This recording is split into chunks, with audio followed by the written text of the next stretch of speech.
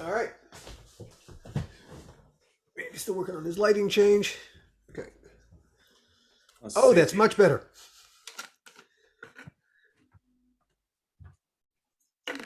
Yeah, I just don't have a lot of light in my office right now, unfortunately. So the timing here, we just lost a lot of. Is that too bright? No, it's dramatic. Is it? All right. All right. We'll go with it, I guess. Hello, everybody, and welcome to another episode of the Faitheism Project podcast. My name is Alan Katz, and I have always been grateful to Hebrew School for making me the atheist I am today. And my name is Randy Lovejoy, and I'm still searching for a moniker as clever as Alan. So I'm going to go with I am the father of Lucas Lovejoy, whom you will meet very, very soon. Yes, you will. Now, if I'm entirely honest, I ripped off W.C. Fields. Really? Yeah. All right. Actually, now I'm going to start researching it then. I was just trying to do this like off the top of my head, but no. You know, was it Stokowski who said the art of genius is knowing what to steal? Now, I am no genius, but I certainly know what to steal. That's right. That's right. I hear you.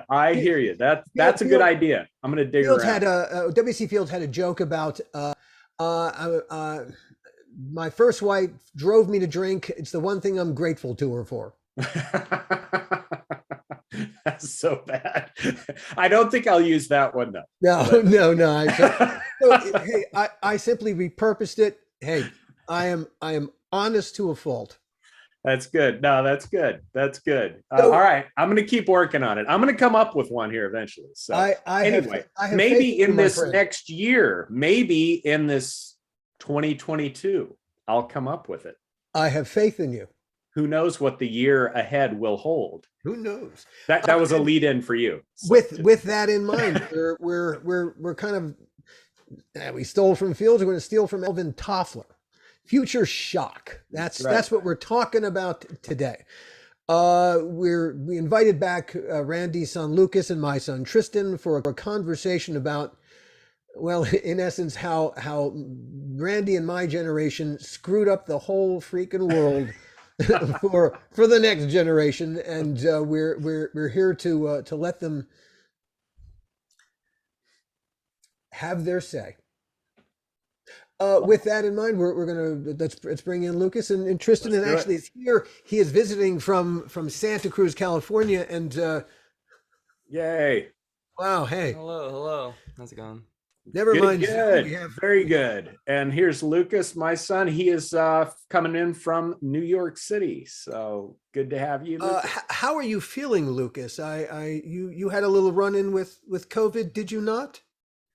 Yeah, pretty bad timing. What? If you don't mind us asking, what happened? You're right there in the midst of the war. I was I'm not sure, but I think I got it when I was just eating dinner with my boy that we were like meeting up because he's the one that's actually signing a lease for the space that I'm opening the exhibit at. So we were just doing a little business meeting, and then a couple of days later he sent me a positive test, and I was like, oh wow, you finally got it? Because like I was thinking, I haven't gotten it. I'm vaccinated. Like, you never think you're gonna get it. So I was just like, hey, you got it? He was like, yeah, I finally got it. But then I ended up getting it too, and I woke up with like chest pains. Went to the doctor just for the chest pains, but I had a feeling it was COVID.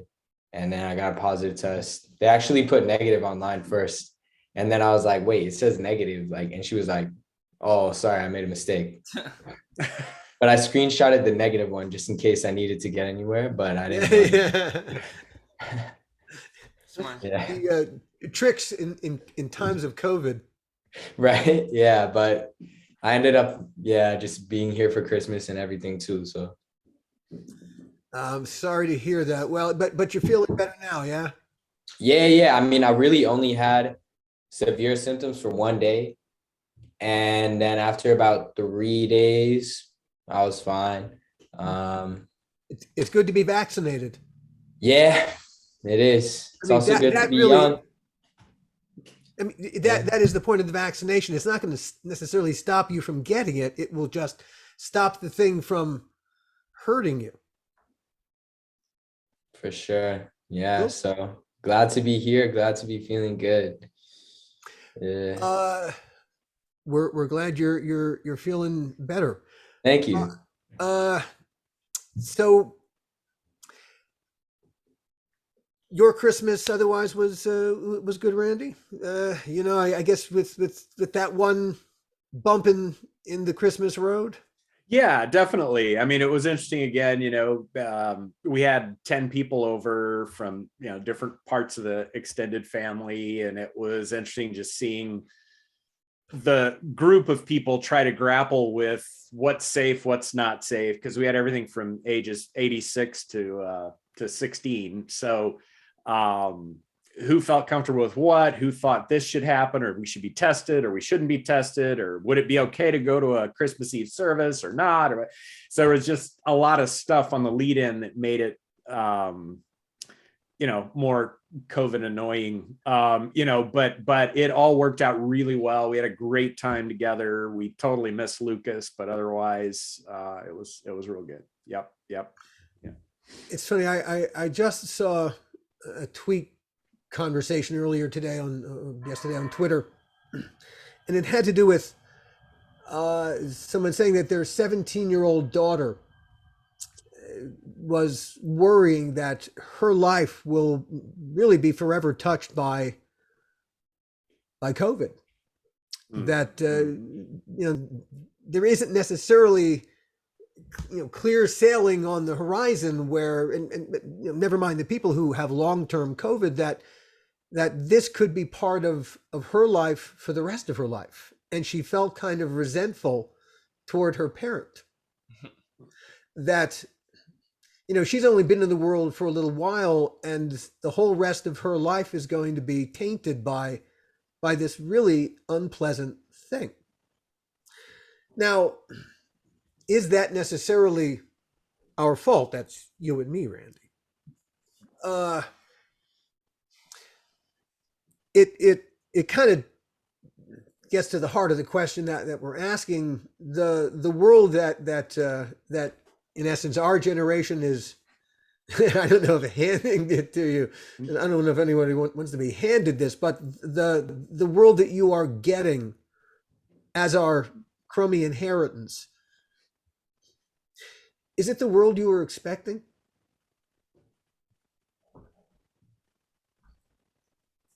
I have a couple. Okay, just a couple like short thoughts because I don't want to like go off on any tangents, and then anyone else go ahead. I think the first thing, I was looking at my Roth IRA, and sure, the market will probably crash soon, and I can't really just take money out of my Roth IRA, but I'm up 30% over multiple years. And if that continues, if I compound interest at a rate of 30%, which obviously isn't going to continue to happen, but as inflation goes up, that continues to boost equity prices up, I'm making gains that you guys never saw just by keeping money in the market. Second, for that girl, what if she moved to Florida? Like, she could pretty much live her regular life. And I'm not saying that means COVID is gone, but what I'm thinking about, the last thing is, what happened when people first discovered germs? Because we used to just smell something, oh, it smells clean, it must be clean. But then we discovered that germs existed. I would guess people became super paranoid for a little bit, and then it reverted back to the mean. I'm not sure. Maybe people just act the same.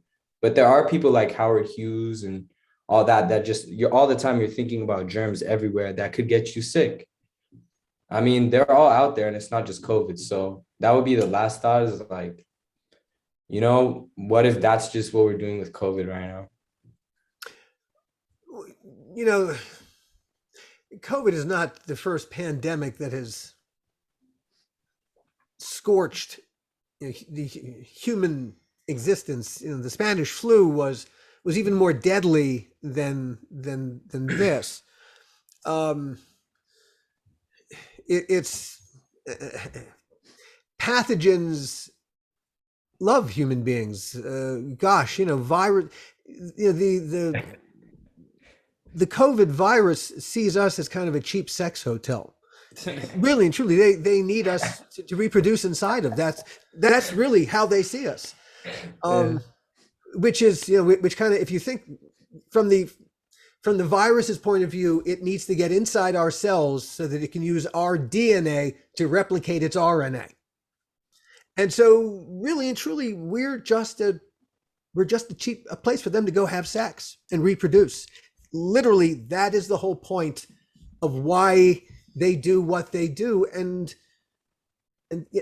why they evolve every time we try to figure out a way to stop them. All right. With that in mind, it kind of makes it strange that people don't want to fight back against the pathogen, as if the pathogen is benign and it falls wherever it falls. No, it doesn't. The pathogen's really aggressive. It's in its way, it's really, really smart. It doesn't care why any human says, "Oh, I'm not going to protect myself. I don't care." It doesn't care. Well, no, it says, "Hey, I like you. You're my kind of human. Doors wide open." But I think part of it, I mean, what I was hearing with Lucas as well, part of it is that being a human, having an experience like this is part of being a human and always has been. It's not anything new. It's something that humans have had to deal with. And I think it's just that because pre-COVID, we kind of got used to, hey, we've got this handled, we've figured out a treatment for AIDS. We've figured out, we're working on malaria. And we've got some solutions for that and blah, blah, blah. And we've got our flu shots and all that. I think we just got kind of used to it. And then suddenly it's like, oh no, here's another one that's actually, something we're going to have to figure out how to deal with and be innovative about. And to me, it's just, we're still, I mean, it's serious. That's not to say it's not a problem. It's just that it's not an unusual problem historically. No, but historically, these things have profound impacts on the course of human history. Sure. The bubonic plague didn't, yes, it wiped out a third to a half, sometimes 2/3 of the populations across Europe.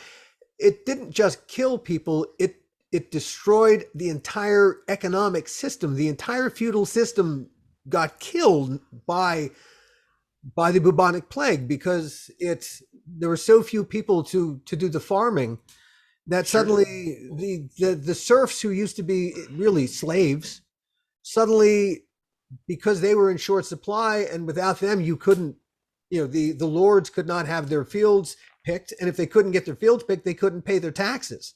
So in order just to survive, they suddenly had to not just, "Hey, you're my serf, you work for me." No, that became, the serf said, "Well, I could work for that guy there or that guy there. What's it worth to you?" And so suddenly, right. Well, and I think this pandemic, the first time that labor became empowered was because of the Black Death. Yeah, and so what you're saying is that viruses are really a good thing socially for human beings, and we should rejoice. Well, actually, perversely, yeah. Well, it has accelerated some changes, but I mean, I think that's the thing with you guys in your generation. I mean, if you had to rank, like, what are the three things you're most positive about, and what are the three things that you see as the biggest challenge for you and for humanity in 2022? I mean, would COVID be one of those, on that list? Where would you place it? Or what would be other things that you're either excited about or that you're concerned about in 2022? Well, I just want to quickly, like, I want to answer that, but I just wanted to kind of draw through that bubonic plague thing that you were saying. I think the interesting thing about the bubonic plague is that similar to COVID is it's not the thing in it of itself, but more so the way that, this is some Carl Schmitt kind of, it's like an exception, and it kind of shows what everything else depends on that we take for as an assumption. So with the bubonic plague, it's, the serfs in a particular kind of hierarchical order. That's the assumption for everyday life, and then something comes in and disrupts that, and then we can see, oh yeah, that was the everyday kind of way that things were happening. Similar to COVID, it makes us operates kind of as an exception where all of a sudden we kind of can see closer at the mechanisms of what controls things. And on that same kind of token, we kind of saw the huge amount of money that was given for the vaccines rollout. And in that way, to me, like that was a huge, like, interesting thing as far as kind of also what you were saying, the first thing you said, Lucas, about stonks. Which just has to do with like the way that just like I kind of lost my train of thought, but just the way that I lost my train of thought. But it had to do with, I feel like it was going to be a good point. It's If you coming. remember it later, bring it I forgot up. what I was saying. but it had to do with money and the way that these things impact the flow Oh of money. yeah. Okay, sorry. Yeah, there it is. Money. Yeah. So just like it's not, I don't think any longer we can say that like we can't afford this, we can't afford that. Like that has been now totally disproven, and it's not been true any longer anymore in this economy. Like wealth can be created like that, and it can be disaccumulated like that. And so I think we're coming to a point where we're gonna have to ask ourselves ethically and morally if, like, we can stand to live in the world we're living in, because there's no barrier, to homelessness, or to, like, having everyone on healthcare or something. Like, these are not money problems. And if anyone says it is, it's a lie, in my opinion. It's a great time to bring something up. It's called MMT. Are you guys familiar with modern monetary theory? Tell us what it is. So modern monetary theory, Tristan, sorry, were you going to say? Oh, is that Black-Scholes? I'm not sure. Like Black-Scholes, from what I'm familiar with, is a formula like to calculate option prices, but I'm sure like there's they're saying other things as well. But essentially, we've been in a zero interest rate economy for a while now. Japan has been for even longer, since, like, I could be wrong here, but I think 90s. And their debt to GDP ratio is crazy. Like, they have, I think, trillions more, just like the US, of debt than actual GDP coming in. But somehow their inflation hasn't risen through the roof, because one would think that if they just keep printing their money and borrowing, that's what traditionally is supposed to cause inflation to go. But somehow it's not happening. And it's also not happening in the United States. Yes, inflation, we are seeing it pretty high right now, highest since the 70s, but, it hasn't gone insane. So what we're starting to think, what MMT is, I'm familiar with this because a professor told me about it in a class like 2 years ago, is that the government can just keep printing money. Yeah, it's not a gold standard. It's not backed by anything. And we don't even have paper money. We just use numbers in a bank. So why don't you just keep raising up the numbers and pay for everything, which could technically mean this is kind of, there's a lot of implications to that. Like, we could just have UBI. Taxes are unnecessary to fund government things, stuff like that. But MMT is crazy. And, the base of what you're saying, Tristan, I agree. Whatever we need to pay to fix some issue, theoretically, we could just do it. It's interesting you bring that up, because I've heard in my graduate class I was sitting in on, I heard that a very similar thing. I just couldn't remember the part about how inflation doesn't rise when you're just printing money like that. I mean, usually that's the threat of, I forgot about that. Is that quantum easing? Is that what it's called? I think so. I'm not right. Quantitative easing. Yeah. Quantitative easing. That's right. Yeah. Quantum easing. Quantum. That sounds sick. That's what we're on now. Quantum mechanics. It's always where my head goes. Yeah. Quantitative easing. Yeah. But the threat of that is that, yes, you can, in essence, you can afford anything because you can print money, but then you end up like Zimbabwe. Right. But I really wish I could remember the other aspect to it, because there's another aspect to it that just, like, maybe for another podcast. I just need to go through my notes or something. It's going to drive me crazy. because Well, I think in hearing you all talk about this stuff that I know nothing about, it makes me think, back to one of Alan's points, which was that social change can be accelerated by things like pandemics. And, I think a lot of this stuff was already in the water before we had the pandemic. And there were a lot of things that were already moving and changing in our society. But I think the pandemic's really accelerated Indeed. a lot of these things, even like, with like hybrid work being the new normal is just a very basic thing. That there are things already kind of moving in that direction, but with the pandemic, that's massively changed. And where that's going to end up in the long run is up in the air. And it sounds like there's different things around monetary policy that we're grappling with as well. What are some other things? I'd be interested, the two of you, what are some other things that you see what changes were massively accelerated by the pandemic? What changes were accelerated by the pandemic, and what went wrong? Yeah, you can. What do you feel like?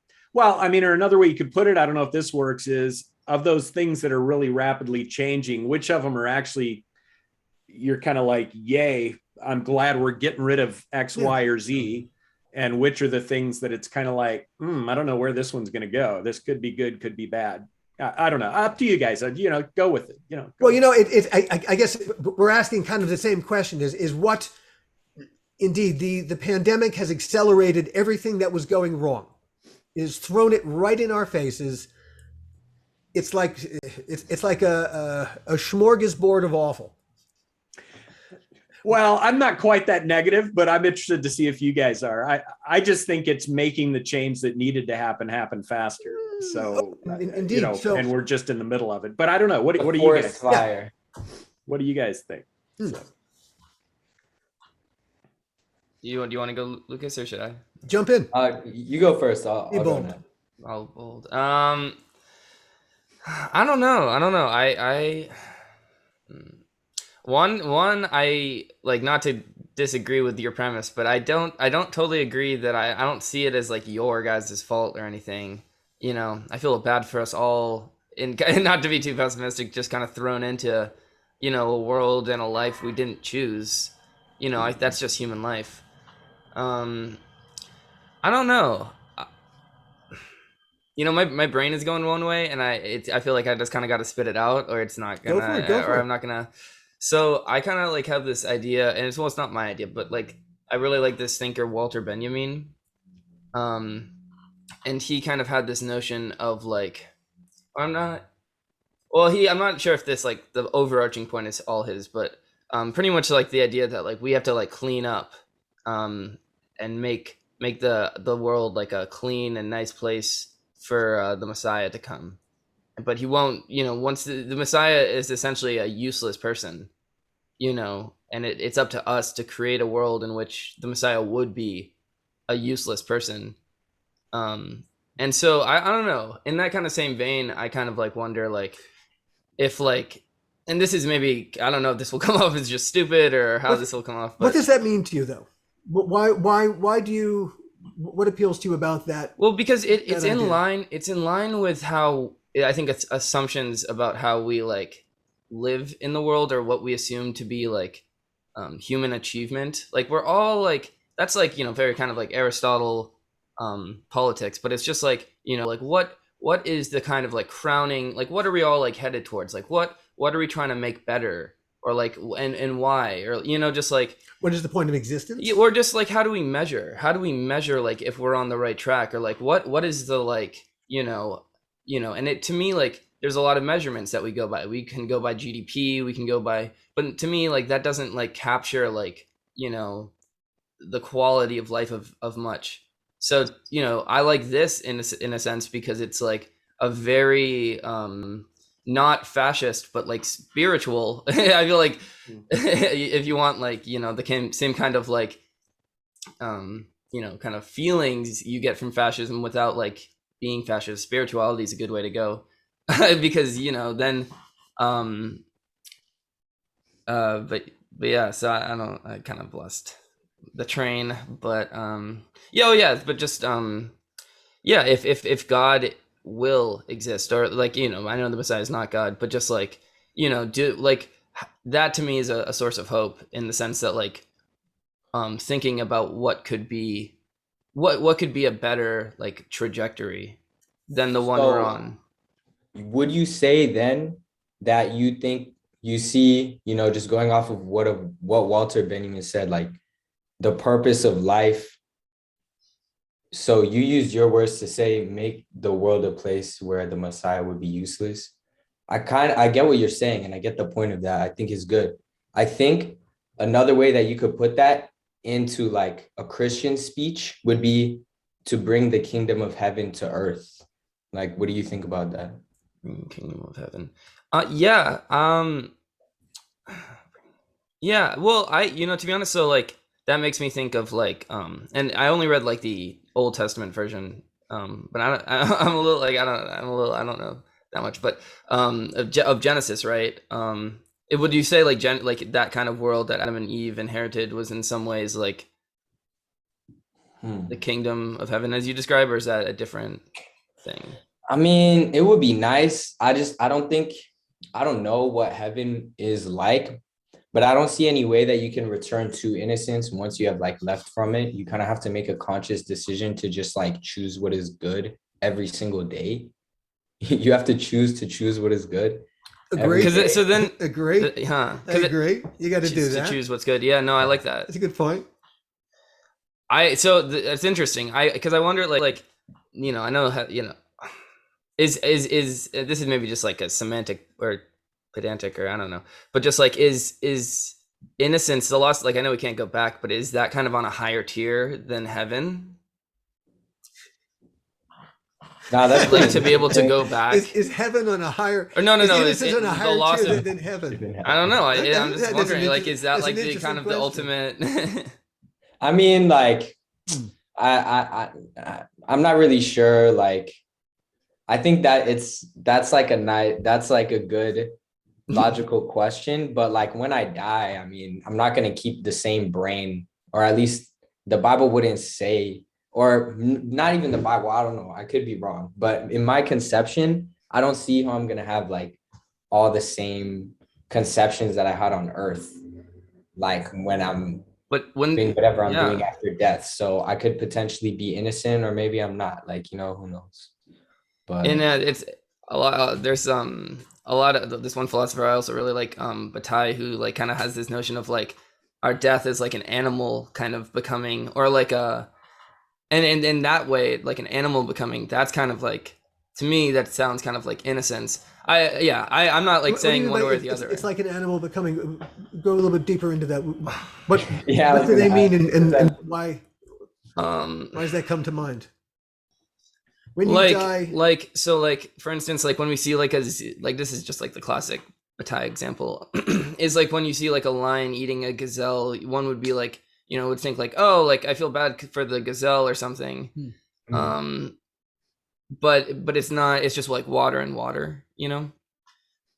It doesn't, there's no like winners or losers. It's just like, but that is just a place outside, that's just back in innocent, like that's just not knowing. And to me, like that's, I guess this is kind of something we talked about last time. Well, that's a good point. Is that not part of innocence? I mean, isn't that it's not knowing? When human beings look at innocence, I mean, when we look at the natural world and say, hey, that's innocent, well, that's what the natural world is filled with, you know, dogs eating dogs. It's lions eating gazelles. I'm just laughing. Okay, so first, I'm not too sure.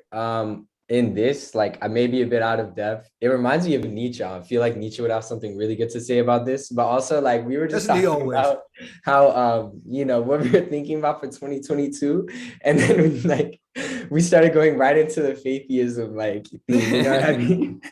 Which is like awesome, and I like it. But yeah, I'm not sure. Like that's a great question.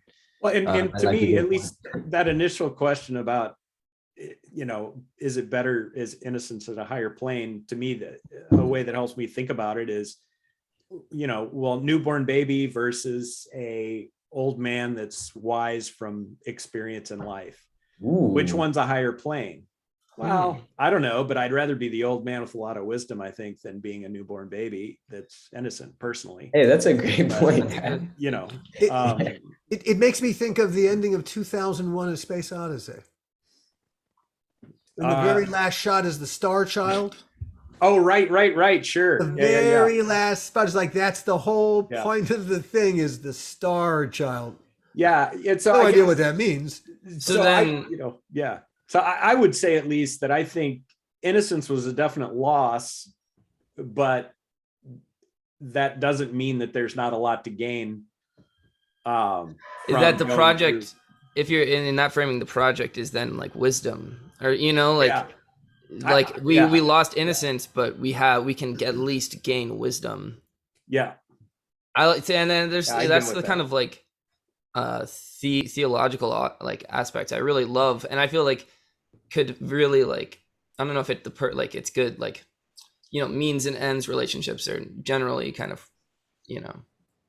I don't know, not great, but like I feel like it could have a huge role in just like kind of encapsulating like what the hell we're moving towards, because that's my whole thing, is just like trajectory and just like what's like the pinnacle of like, technology or like health, like what, how do we like measure those things, and why do we measure those things, and like what is determined to be like the best, or like, and I feel like that's something we're really kind of don't have in our society, and why a lot of people, I think, feel kind of like really lost.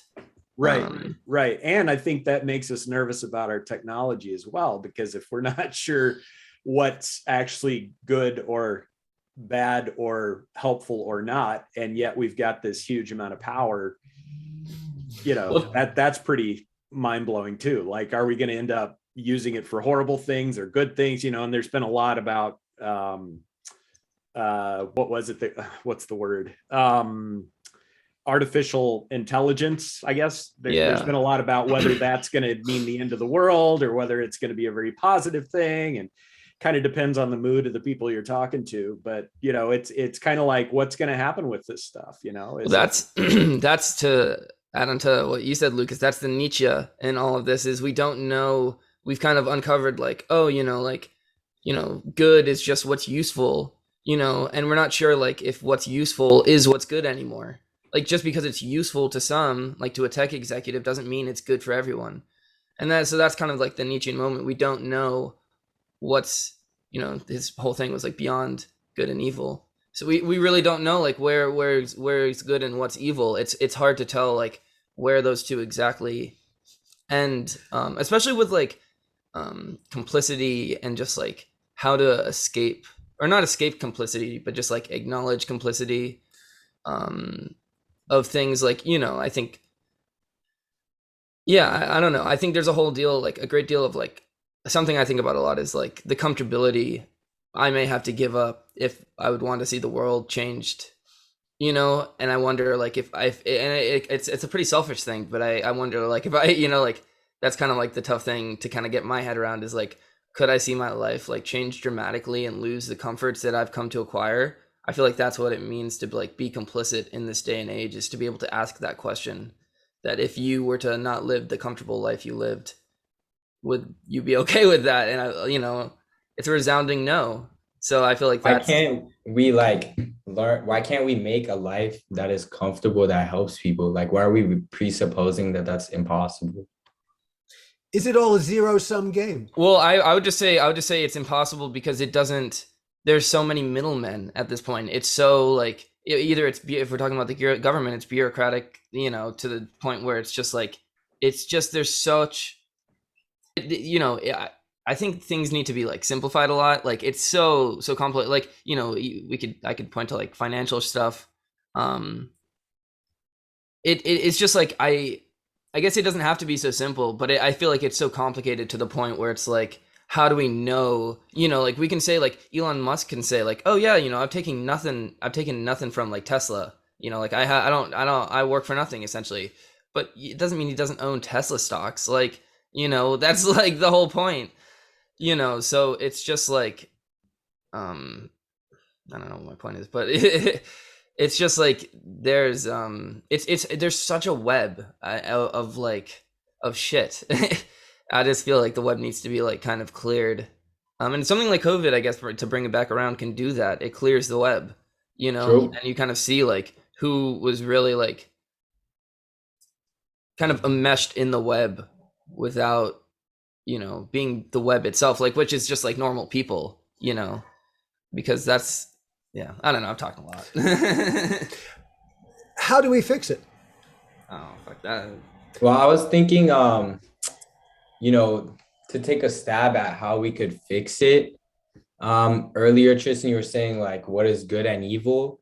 And rather than like defining it, in Merriam-Webster's and then following that, I was listening to like Jordan Peterson talk to some people just like maybe 30 minutes ago or something. Who is Jordan Peterson? He's he's a psychologist and therapist, like Canada, a Canadian professor at go ahead, Dad. Yeah, he's just a Canadian guy. Yeah. Okay. Cool. Yeah, he like writes books about how to live well, but they're not really self-help books. They're more like psychology books. But he was saying, imagine, or the person he was talking to was saying this in response to like good and evil, trying to figure out how to live a life that like brings more good about, is purposeful in some way. And he's the not Jordan Peterson, but the guy he was talking to said, I was talking to somebody who was asking me that question. And I said to him, just for 1 week, try and act like everybody that you meet is Jesus or the Messiah. So everybody you meet, you treat them as if they were the Messiah. So a couple examples that the guy gave were, he saw his mom and usually, I don't know, he like quarrels with his mom or like she does the dishes or something. And he was like, hey mom, let me do these dishes for you just tonight. It's just one thing. It takes like 5 minutes. It's hard to do up here, but it only takes like a couple minutes. And then he saw his brother at the dinner table, like when he himself was thinking about taking the last burger. And then he looked at his brother and was like, hey, why don't you take that? And it's really that simple. If we all lived and treated, obviously we can't do that all the time. And this gets back to what Walter Benjamin was saying too, I think. Yeah, I was gonna. Yeah. But if you just live in that way, it's all do unto others. But this is all do unto others. But there's a more of an existential urgency that I think that it captures. Like as you're saying, I was gonna literally say like that literally ties right back into Benjamin. His whole kind of notion was like we never know when the Messiah would be coming. It could be like 5 minutes from now. So you can't. You have to act exactly as Lucas was saying, like. So you should be doing it right this second. Now, there's no time to lose. Right. Like, this is not a future obligation. This is what you should be doing.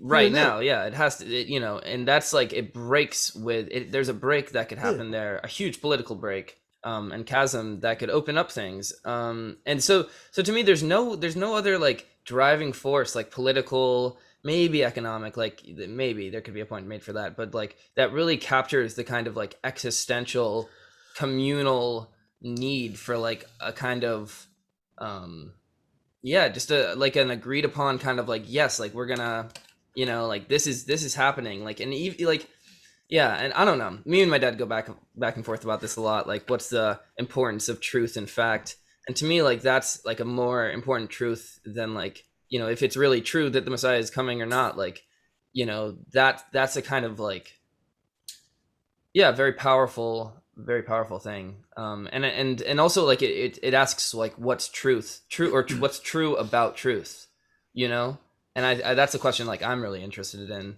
is like what's can kind of come back to Nietzsche, like what's useful in truth, but what's like are there things not useful in truth? Definitely. Well, inconvenient truths. Yeah.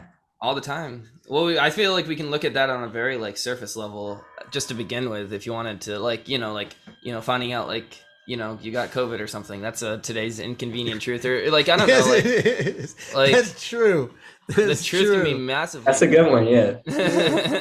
That's true. The truth might not set you free. No. A very particular type of truth, but I don't think truth for truth's sake. It has to be truth for something's sake, the Messiah's sake or something.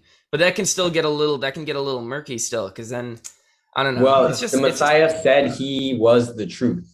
So truth for truth's sake is the same as, the same in many ways, truth for the Messiah's sake, or truth for love's sake, or truth for the ultimate good's sake. You know, from like the biblical perspective, that's all synonyms. Well, that, yeah, I could definitely see that, and as just as well as just like it coincides with like the end, you know, the end point, right? Is truth, or like that's like the, you know, kind of, again, I mean, I don't want to. I'm gonna say it's Aristotle politics. It could be Plato's Republic, but yeah. So like, you know, Well, and I think the tricky thing about calling forth or calling for truth it really needs, it's not, and I think this is what Jesus got at saying, I am the truth, that I think is so helpful, is truth isn't necessarily just a propositional truth statement or a law or a phrase, because it depends a lot on how it's embodied, its context. One example that struck me was when I went to Mozambique. You know, the early missionaries there had to deal with polygamous families, right? And their initial thought was, oh, well, you need to stick with your first wife and free the other wives to go, you know, to go be free, because you shouldn't have multiple wives. That's not fair to the wives. But then what they found was that within that society, those wives that were let go were not picked up by anybody else, and they had to go toward prostitution to make any money for themselves or their kids. So they were actually causing a much greater problem within that society, because there was no place for the women who had been let go. So they had to transition toward a relationship where, you know, men and women would have the same, you know, rights within a family. It had to transition over generations. It couldn't be implemented immediately. And to me, you know, I think there's a truth there that at least a lot of people would say is a truth about equality between men and women. But you can't just apply that truth in a given context without thinking through what's the impact of it. How's it going to embody, you know, what kind of an impact is it going to have? And to me, that's the challenge of even what you were talking about, Tristan, is if we're going to clean things up, what does that mean? What does that look like? And what are the implications of that? Because so many times human beings think they're doing the right thing, only to find out later that, oh, this had a whole bunch of unintended consequences that in some cases were worse than the problem we were trying to solve. And that's where I think, to me, you know, truth has to have a context if it's going to be applied that's at least been thought through or experimented with or something, or else we can end up making things a lot worse in the name of truth, or in the name of this is the right thing to do. And I think that's going to be a challenge for us in this next year as we continue with all of these changes going on, because some of the stuff we're not going to know what the impact it's going to be until we try it. Indeed. And then we're going to have to deal with the results, and we're not in control of that. I don't know, just thought, but I totally agree. That's like, yeah, that's a huge like concern for me, is and a huge reason why I've kind of like you know, very happy to kind of keep on thinking things through and not like yeah, like say like, oh yeah, you know, that's why, you know, it's really easy, like, and most of the time, you know, in the HisCon school, like it's a lot of like critiques, you know, you don't see very often someone kind of coming forward, or this is just generally like philosophy, or, you know, like it's very like rare that we get like the person kind of putting something forward, and when someone does, like that's when they're known about kind of like, you know, forever. Like those are like, you know, the systems, like the Hegels, the Kants, like, you know, Plato, and fucking, sorry, I shouldn't say Aristotle. Oh, I thought he was a different philosopher. You were No, just that one guy. But so Yeah, so they man, I'm just not keeping my train of thought today. I don't know, No, my brain is like asleep. No worries, no worries. I know Lucas has obligations elsewhere, and I think this went someplace, as it always does, unexpected. I feel like we're still just scratching the surface, though, of the four of us. Gosh, I think yes. we're gonna find a groove at some point, and this is just gonna light up like crazy. I mean, we're working at it. But it's fun to see the dynamics of four of us trying to figure out how to talk together versus two. But we're doing well so far because everybody's getting to say some things, and usually when a group gets bigger, some people start to drop out of the conversation, right? But I think we're getting there. You know what I'd love to do next time as a thought?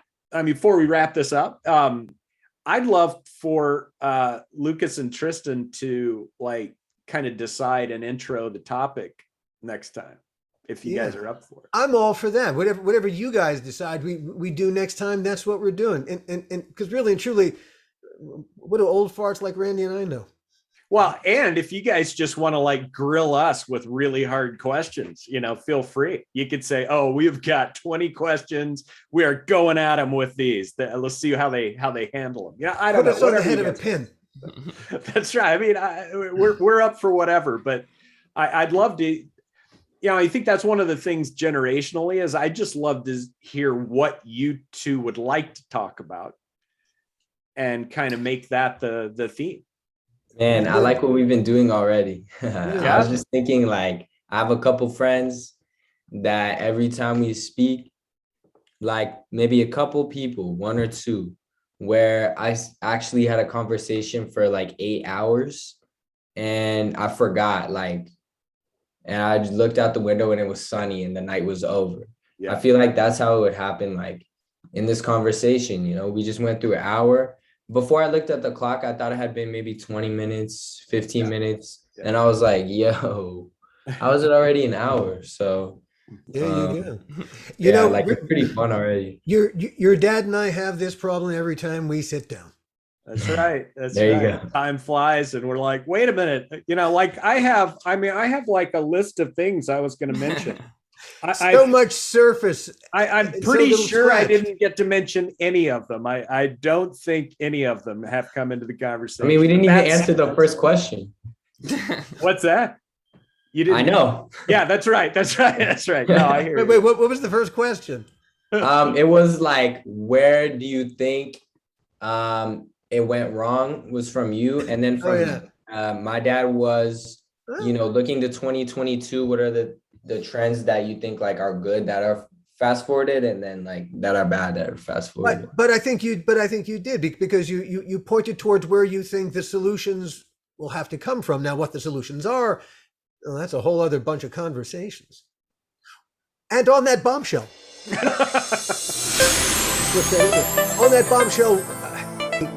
thank you, Tristan. Thank you, Lucas.